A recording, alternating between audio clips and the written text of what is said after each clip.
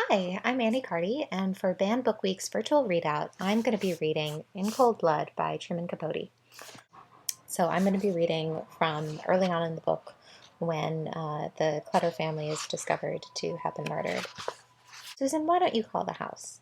They could be asleep, I suppose. So I did, said Susan, in a statement made at a later date.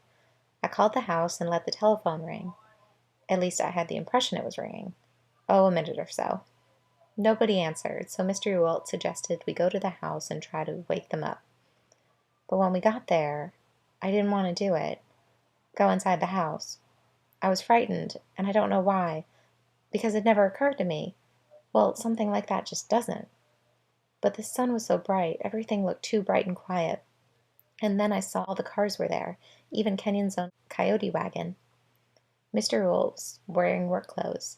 He had mud on his boots. He felt he wasn't properly dressed to go calling on the Clutters, especially since he never had. Been in the house, I mean. Finally, Nancy said she would go with me. We went around to the kitchen door, and of course it wasn't locked. The only person who ever locked doors around there was Mrs. Helm. The family never did. We walked in, and I saw right away the Clutters hadn't eaten breakfast. There were no dishes, nothing on the stove. Then I saw something funny. Nancy's purse. It was lying on the floor, sort of open. We passed on through the dining room and stopped at the bottom of the stairs. Nancy's room is just at the top. I called her name and started up the stairs, and Nancy Ewalt followed. The sound of our footsteps frightened me more than anything. They were so loud and everything else was so silent. Nancy's door was open. The curtains hadn't been drawn, and the room was full of sunlight. I don't remember screaming. Nancy Ewalt says I did. Screamed and screamed. I only remember Nancy's teddy bear staring at me. And Nancy. And running. In the interim, Mr. Ewalt had decided that perhaps he ought not to have let the girls enter the house alone. He was getting out of the car to go after him when he heard the screams, but before he could reach the house, the girls were running toward him.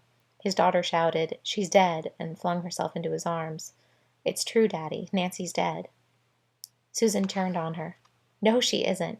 Don't you say it. Don't you dare. It's only a nosebleed. She has them all the time. Terrible nosebleeds. That's all it is. There's too much blood. There's blood on the walls. You didn't really look." I couldn't make head nor tails, Mr. Ewalt subsequently testified. I thought maybe the child was hurt. It seemed to me the first thing to do was call an ambulance. Miss Kidwell, Susan, she told me there was a telephone in the kitchen. I found it right where she said. But the receiver was off the hook, and when I picked it up, I saw the line had been cut.